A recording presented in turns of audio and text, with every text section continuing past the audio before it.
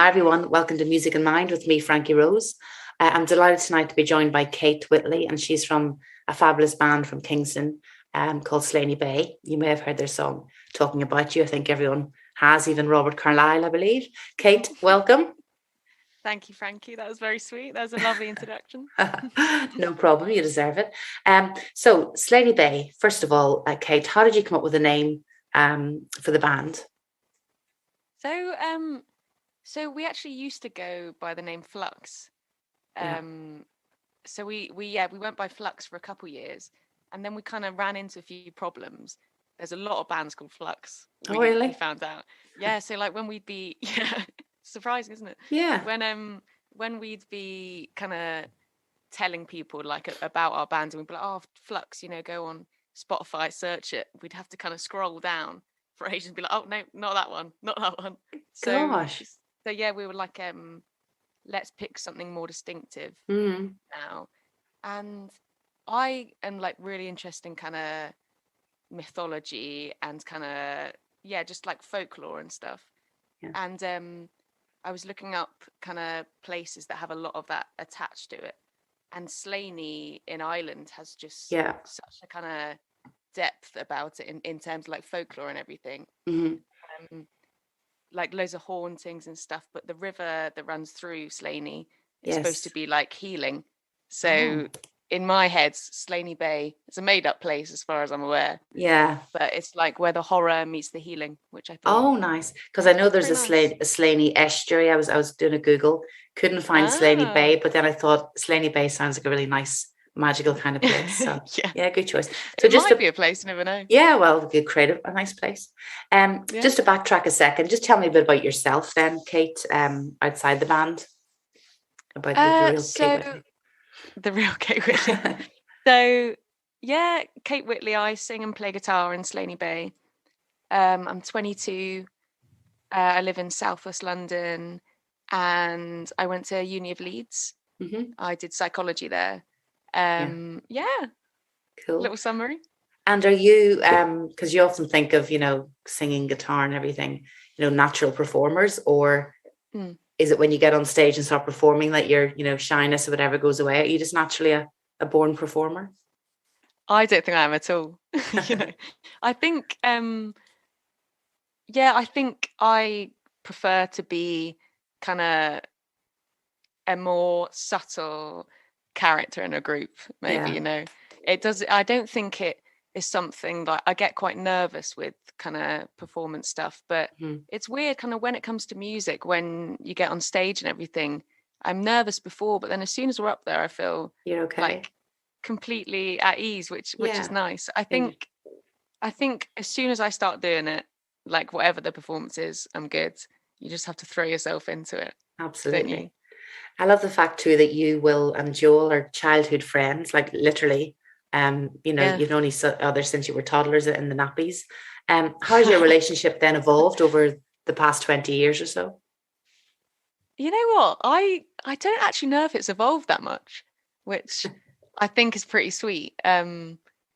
Obviously, kind of when you're friends for that long, you kind of go through periods of time where you're closer and kind of you drift apart. But I really do think that we've always been close and we still are very close. And I think, that's something I really cherish about the band is, first time I ever picked up a guitar was with Joel. We were, I think, probably like 7, and we took guitar lessons together at school. We were awful at it. Awful. So hopefully that's changed. But yeah, I think our friendships have actually stayed pretty similar. Yeah, that's good. It's quite unique in a way as well. Yeah. Now I have to talk about your beautiful song, Talking About You. It's just beautifully composed and sung. The lyrics, I'm quite an emotional person, but yes, they made me cry. I just think it's so well written. Yeah. The line, and I think your name was written in angel kisses across my skin, and then talking about you in any crowded room. So who's the lucky person you're talking or obsessing about to have such beautiful lyrics accredited to them? Is it a person? You know what? It's, I think often when I write songs, I kind of write them about multiple people, if that makes sense. Mm-hmm. Like the song might start with one person, but then kind of from writing about that one person, I kind of develop a feeling that I want to run with. And then it can be about multiple people. Like there is the kind of, in Talking About You, there are like the romantic undertones, but then there's also kind of other relationships in there. Like I definitely kind of played on, you know, your laugh lines and dark eyes illuminate the Beltane fire. That bit is actually kind of written about my mum. Oh, lovely. Yeah. Because it's just like that comfort you get from seeing kind of the face of like a loved one. It's like a very kind of warming experience. So yeah, it's not necessarily written about one person. It's kind of like a amalgamation of loads of different relationships. Yeah. Yeah, which is good because, you know, it's all about interpretation as well. For example, you know, it seems to be a bit about some sort of obsessive love. But for me, the reason it brought a tear to my eye is that, you know, I was saying about how I feel about my only child, just going off to uni and so on and so forth. On that basis, what do you think about people sort of taking different perspectives on your music that you mightn't have planned? You know, if that wasn't your intention, is that a bit annoying? No, I love that. That is so sweet that it makes you think of your daughter too. I love that because, I mean, I kind of want, and I deliberately kind of leave anything I write to be kind of open to interpretation because all I really kind of want is people to connect to our songs. And I think when you leave it a bit kind of more ambiguous, people can kind of imprint their own personal stories on it. Yeah. And I think that's so sweet that you could kind of link that to your daughter. Yeah. And I mean, people might link it to a relationship. Yeah, exactly. And, you know, it's not that she's a perfect angel, but, you know, in her good moments, I thought, that sums her up perfectly. But yeah, really nice. I mean, that song has got a lot of attention, hasn't it? It's been really, really heartwarming. We had a gig a couple of weeks ago, which is our first one in Slaney Bay. And it blew me away a little bit. Like everyone was singing along to it, and I was like, "How do you guys know the lyrics?" So it was good, really, isn't it? Yeah. So, with that in mind, we are going to have to take a listen. So here's "Talking About You" by Slaney Bay.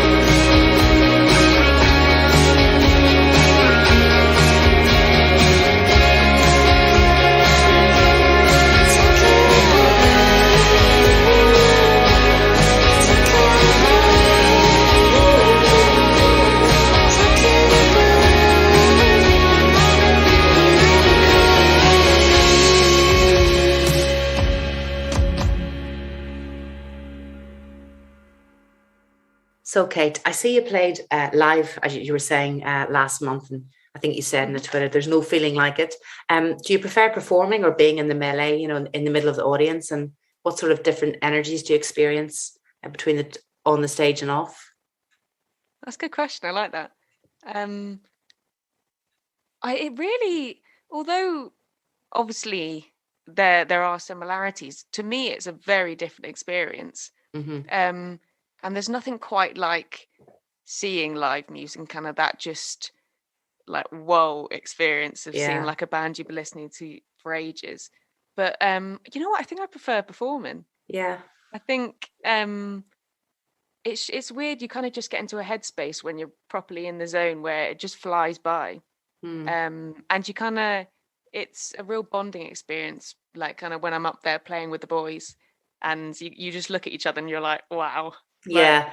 I mean, as you say, seeing people say back the words that you took time and effort and put your heart into, that must be pretty cool, Yeah. I think I am always quite amazed when people know what I'm singing as well, because I think I'm pretty difficult to kind of understand what I'm singing. So I was like, wow, there were a few people that made their own remixes.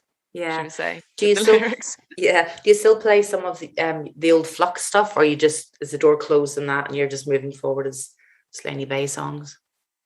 There's currently one Flux song that we play, but I mean mostly Slaney Bay stuff, because with Flux, so Will only really joined Flux for the very kind of end part of the band.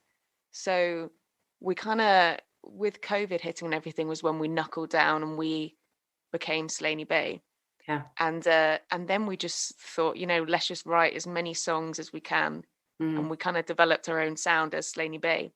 And so I think going back to kind of Flux songs would kind of be a bit weird, because Will wasn't kind of around. Yeah, part of it. Yeah. Yeah. That makes sense. So just going back to gigs, you're saying you love performing. What's the best sort of most inspiring gig that you've ever been to you just thought, wow, that's where I want to be? Oh, there's so many. Yeah. You know what? I went to Isle of Wight Festival a couple years ago, and the Killers were headlining. Yeah. And that, like, the Killers are like a band I properly grew up on. Yeah. Like I think my favorite present I've ever got was an MP3 player from my dad. I must have been kind of like 6-7 years old, and the only album it had downloaded was, well, 2 albums, Killers, Hot Fuss and Sam's Town. And so I just listened to that on repeat, and that's honestly for hours every day. And that's kind of why I started learning guitar and everything. Yeah. So Excellent. seeing the Killers live was like, it made my kind of the child version of me still in me very proud and very like euphoric. And also it was, you'd think with a band that big that they would seem a little bit bored playing, but they just looked like they were having the time of their lives. I suppose they are, as you say, it's just the reaction, it must be the best job in the world. Just everyone having a good time, dancing along to your tunes. Yeah. On that note too, is there a piece of music that you really adore and wish that you had written? Oh, I was thinking about this the other day, and I was listening to a Phoebe Bridgers song, Chinese Satellite. It's like I think it's called the Copycat Killer version. It's like basically like a orchestra kind of version of it, and it's just so beautiful. And I would love to do like a track full of strings and trumpets and everything. And I just think her songwriting is just so intricate. And was she up for Mercury Music? No, she wasn't. Was she up for a Mercury? Yeah, I'm sure. Deserves to be. I'm sure I heard my daughter is much. Cool. That's where I get all my intel from. But she's mentioned Phoebe's name, saying like she's amazing. Yeah. Oh yeah, she should be. Yeah. Yeah. So, Kate, I also ask my guests, when you're composing music, is it the words that come to mind first and then the tune follows, or vice versa? because I know you were saying about Will, and I believe he was a photographer beforehand, and he said somewhere that he would use he could be inspired by a photo that would then shape his thoughts around music. So what way does it work for you? Is it music first or words second, or vice versa? It's both,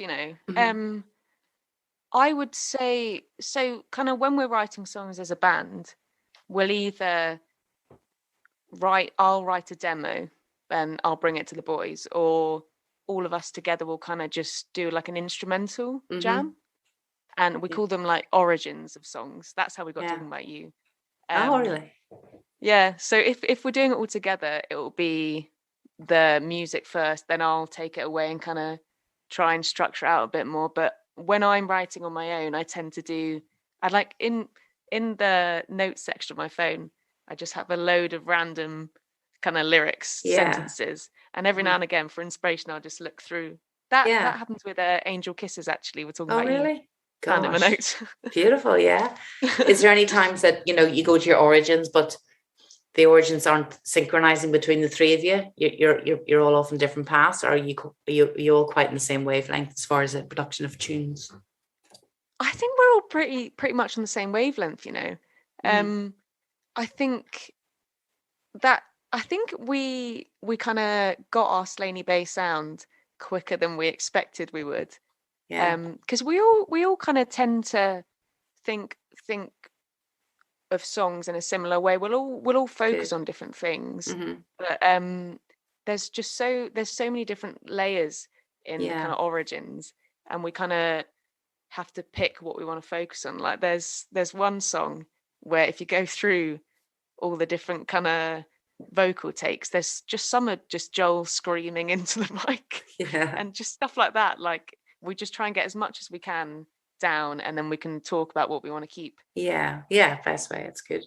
So I know that just having to flick through there's bands that you like, Killers, Radiohead, and so forth, and I was just having a look at what Tom York talked about music, just getting a bit deeper now into things, and he was saying that he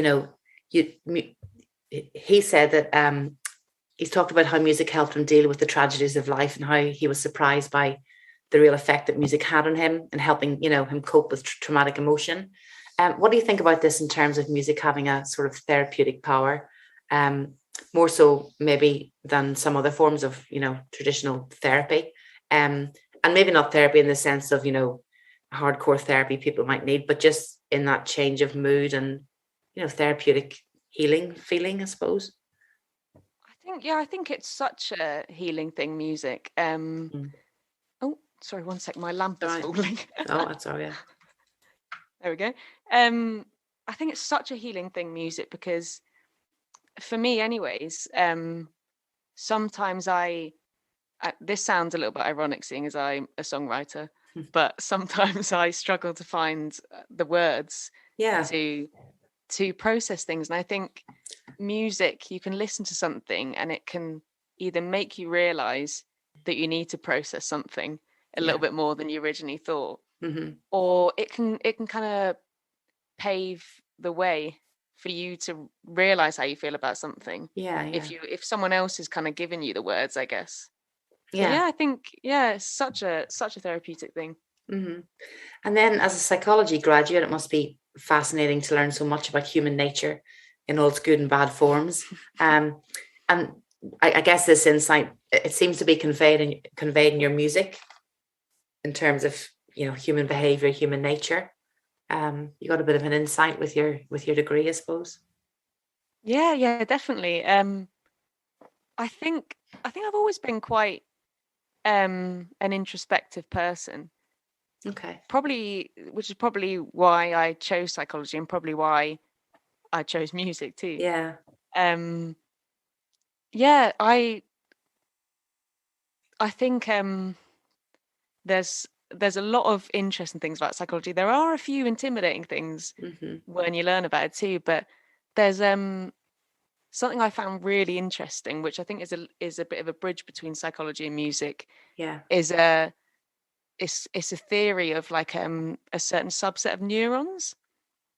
Okay. It's called It's called the mirror neuron system. It's just a theory. It's not necessarily confirmed, but it's a way for you to understand other people's intentions. So for example, if you like pick something up, your mirror neurons will fire in a certain way, and my mirror neurons will actually fire in the same way when I just see you doing something. So kind of your body is recreating someone else's actions, supposedly. Anyways, but I think that's quite interesting, because I think if you link that to music, when you're listening to someone else's song, you're kind of feeling what they feel. And then you understand them. So I think that's quite, that's cool.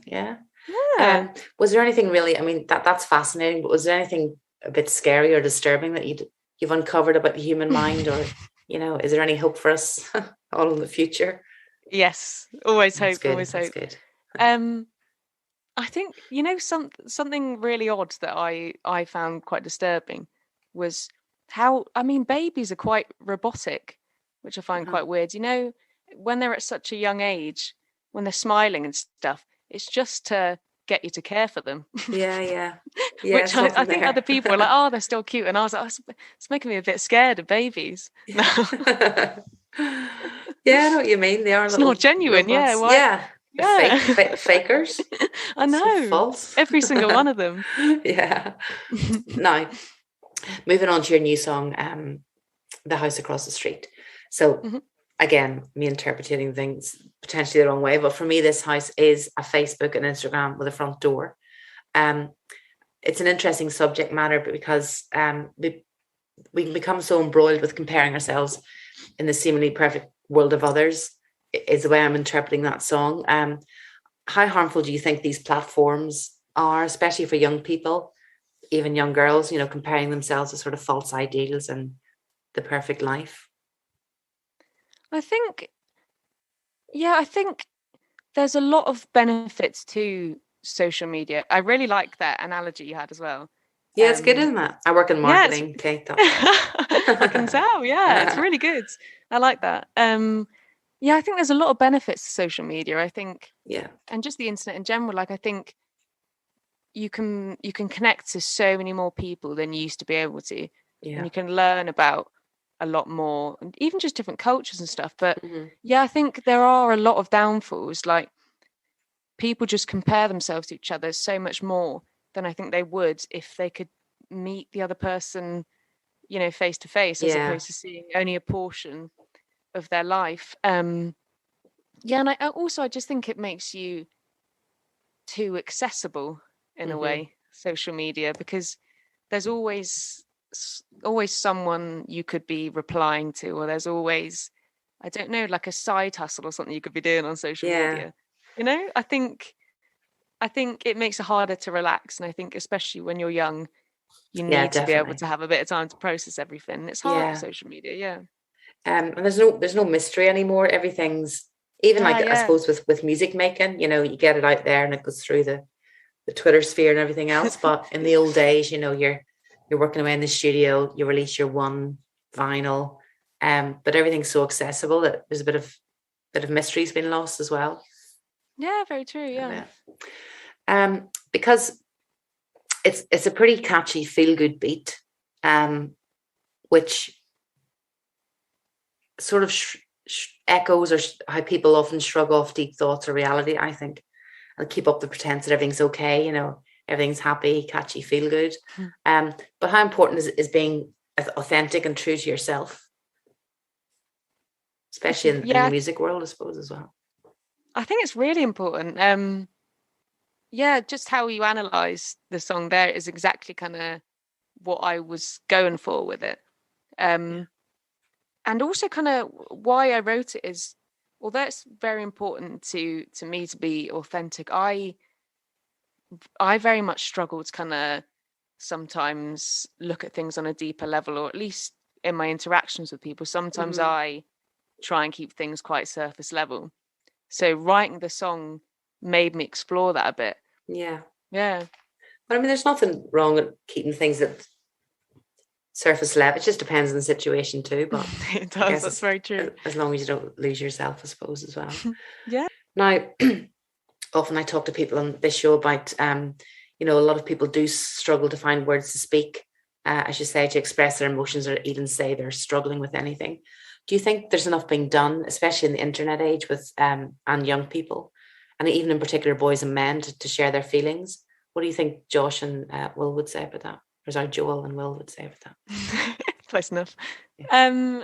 Yeah, I think a lot more needs to be done. I mean, when you think about how quickly social media and just even like phones and everything, how quickly that's all evolved.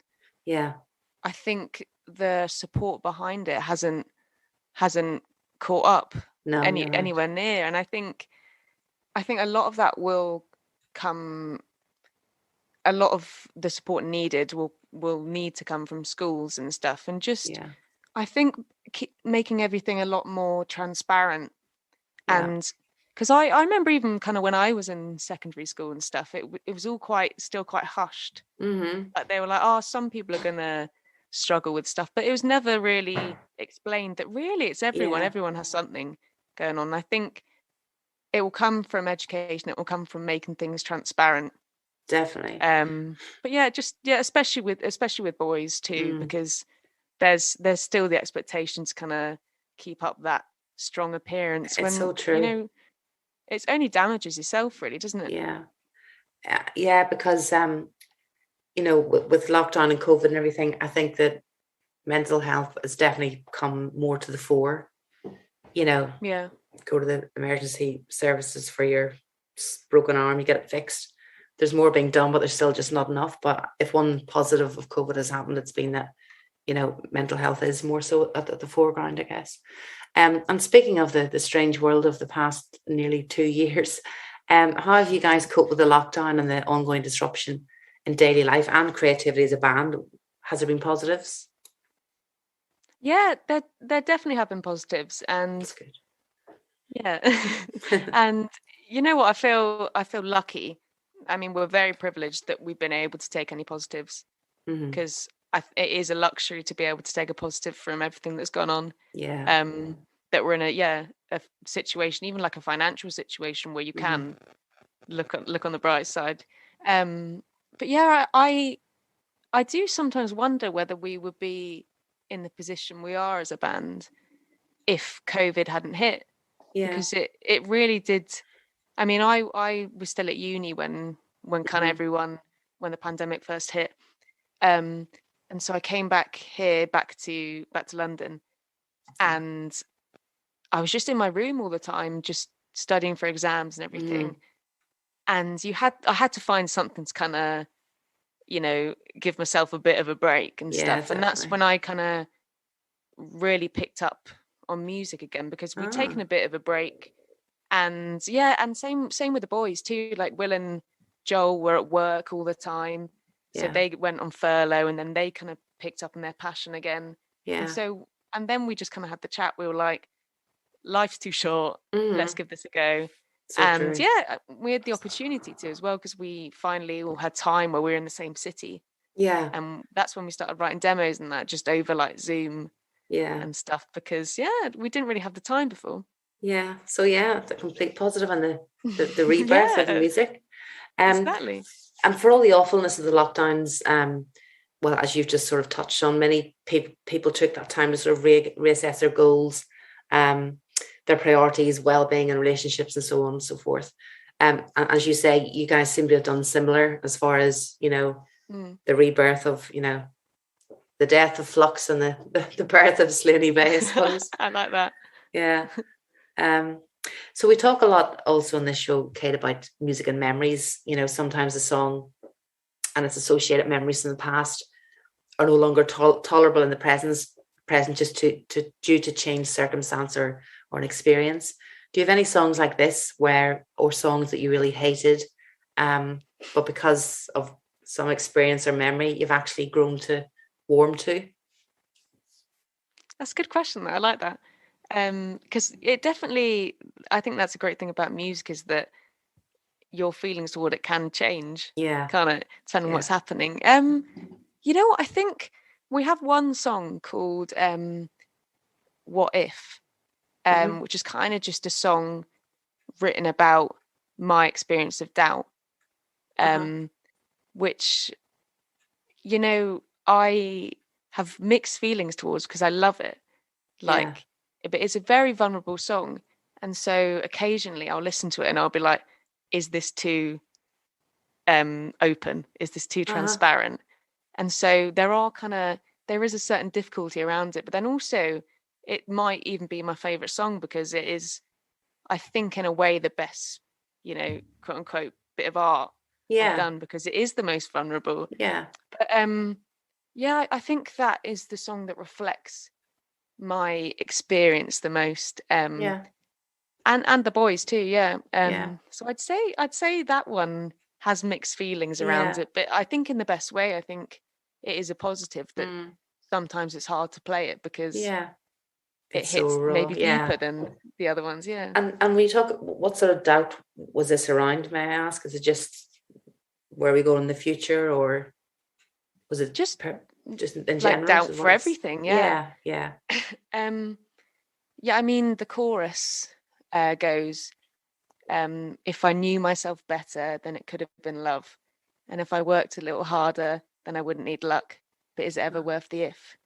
So there's kind of the correction at the end being like, it's, you know, doubting about everything is not a beneficial thing. Yeah.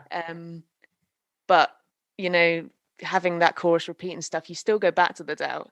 Yeah. But it's about trying to, I guess just take in the doubt and be like, I'm going to have this doubt. Yeah. But I'm not going to let it stop me from doing things, which is like a big lesson, I think. Yeah. I try and do in life.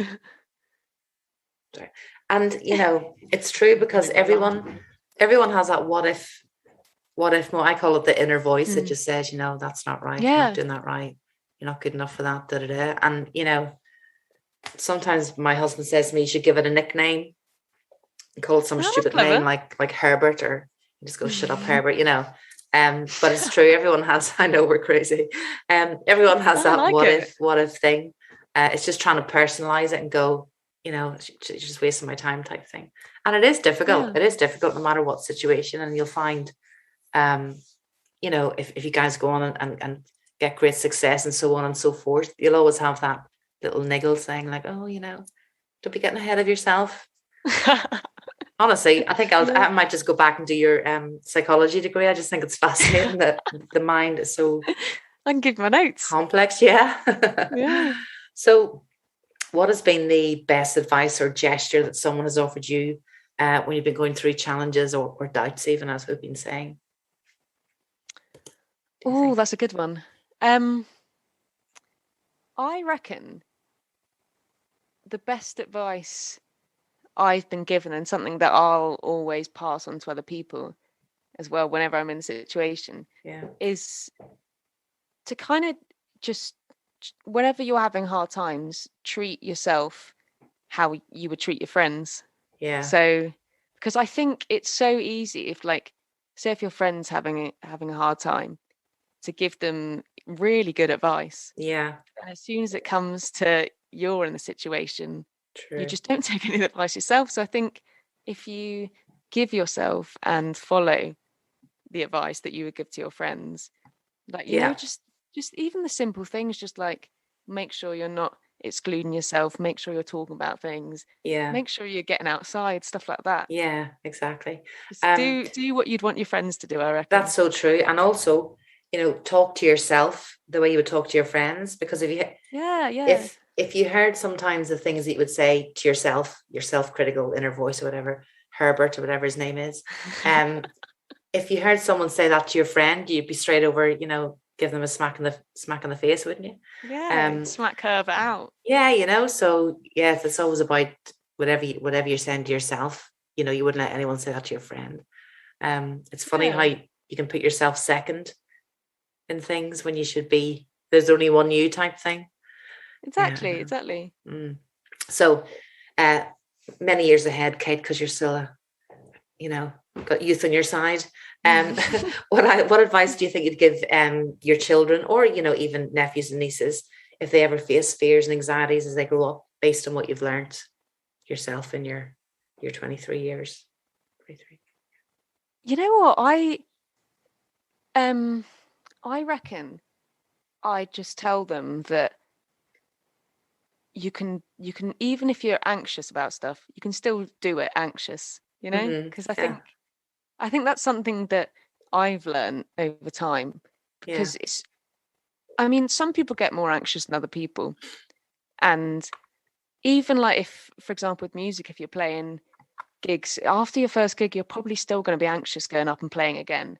Yeah. And I think it's like that with a lot of things in life. Like, it's not, when you do something once, it's not necessarily going to get rid of the anxiety in general around it. Yeah. But it shows that you can do it regardless. You can still do a good job even if you do feel anxious. And I think it's just making sure that you're not stopping yourself from doing things because of anxiety, or even just potential anxiety. Yeah.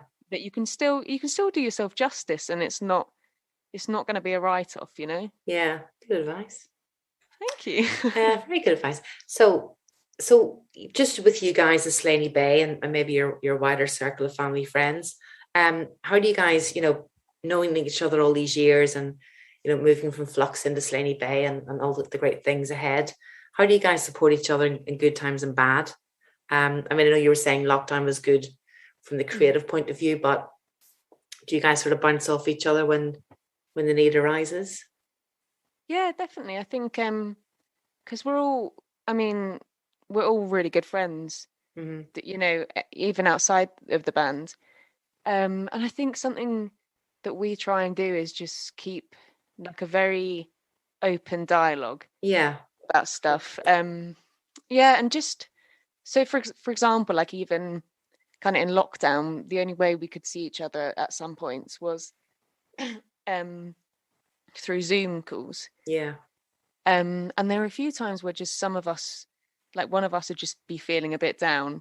Yeah. And we just made sure to say, like, you know what, sorry guys, I'm not in the headspace. Yeah. Can we do another time? And I think as soon as you have that dialogue with someone, then you realise it's not as big of a deal as you might think it is. I know, and you're then, going to offend people or disappoint them. Like, of course we can do it another time. And then it's like, oh, maybe that's okay to feel a bit worse some days. Yeah, because the worst, the flip side of the coin is that you don't say anything, and then they get offended because you didn't trust them enough to say, look, I just want to chill on my own, So So speaking of lockdown and the isolation type thing, many of my past guests have talked about music as a form of escapism.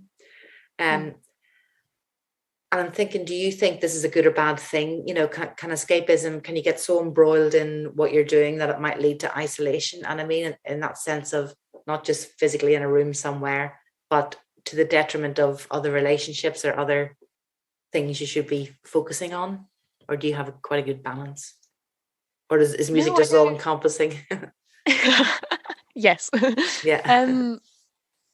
I definitely think it can be a great form of escapism, because the endorphins you get from music, and even just being able to kind of create your own world, whatever song you decide to listen to. But I think it's like anything. I think if you're only using one form of anything to deal with stuff, then it's never going to be too healthy. And I think potentially if music is the only thing you lean on, then you are going to isolate yourself. But I think it's like that with anything. Yeah.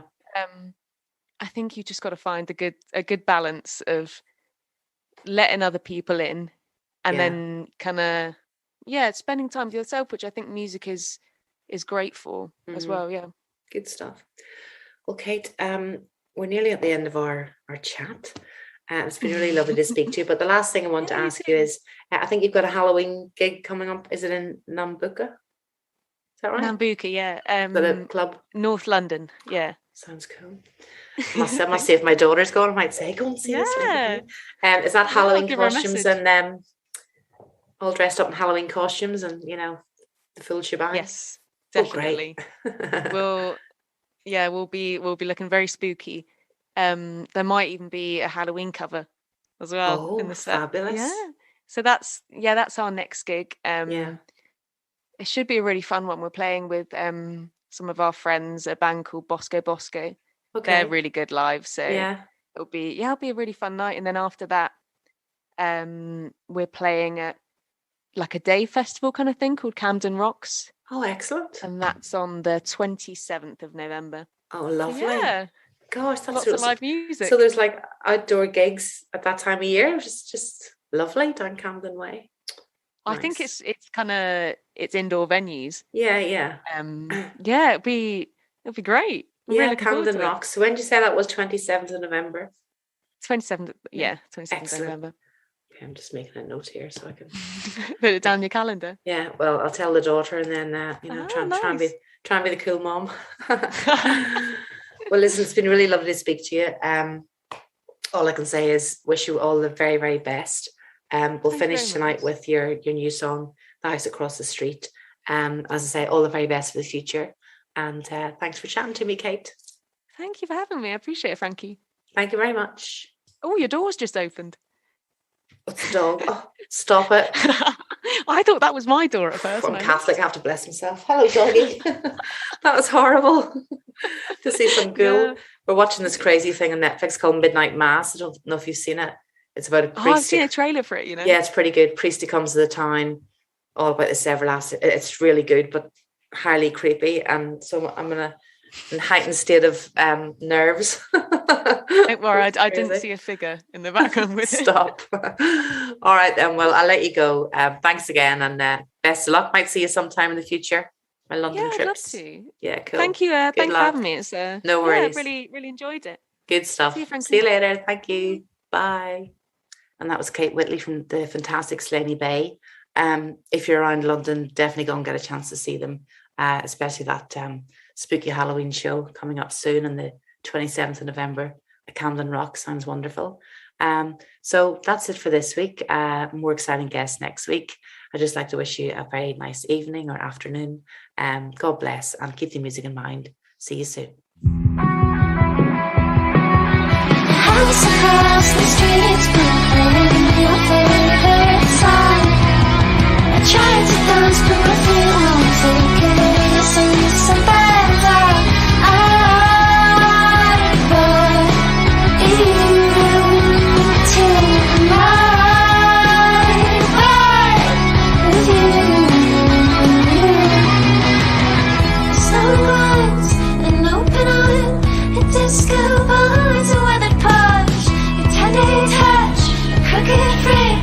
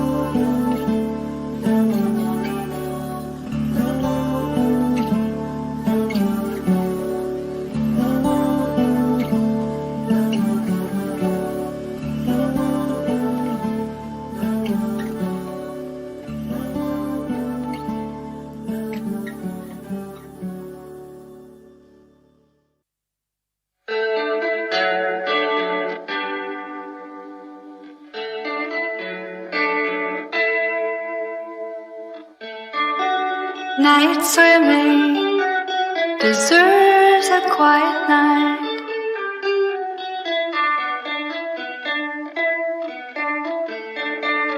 A photograph on the dashboard taken years ago.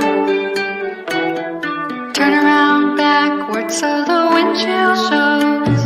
Every street light reveals a picture in reverse. Still it's so much clearer. I forgot my shirt at the water's edge. The moon is low tonight.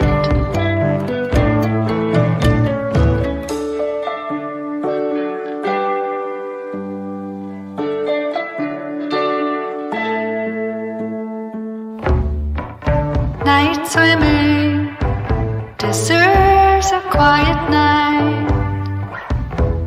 I'm not sure all these people understand. It's not like years ago. The fear of getting caught, of recklessness and water. They cannot see me naked. These things, they go away, replaced by everyday. Night swimming, remembering that night. September's coming soon. I'm pining for the moon.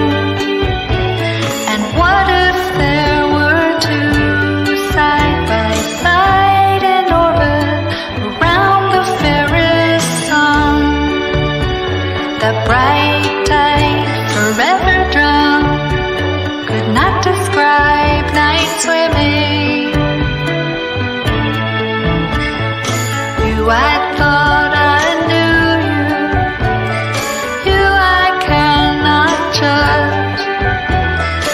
You, I thought you knew me. This one laughing quietly underneath my breath. Night swimming.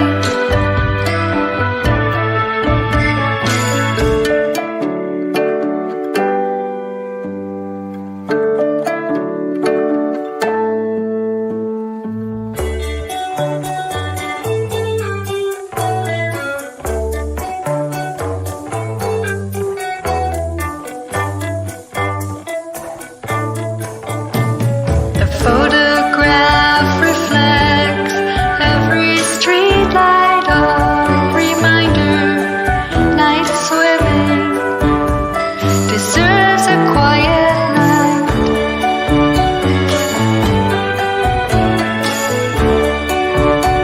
Deserves a quiet night.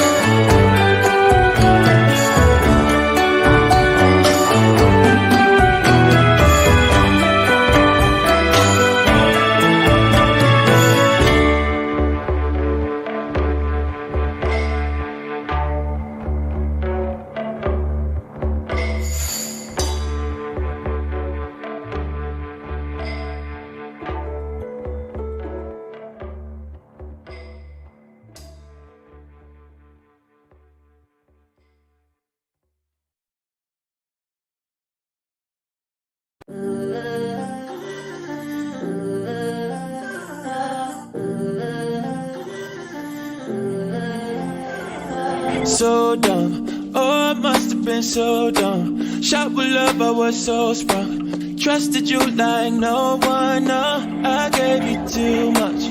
Girl, I thought that I knew you. Now I know what you're made of, yeah. I know. Should I remind you of all the pieces missing? Oh, you know that you did it. Oh, you know that you did it. There's nothing left to you, girl. Everything was stolen. Oh, you know that you broke it, yeah. Oh, you know that you broke it, yeah. You were the death of me.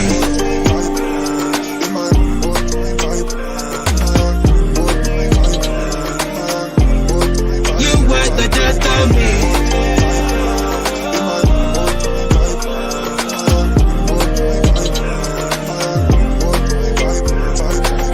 Never thought that it would hurt like this. Never thought that it would burn like this. It's too much to think about her like this. I can't let go, I can't worry about this, but I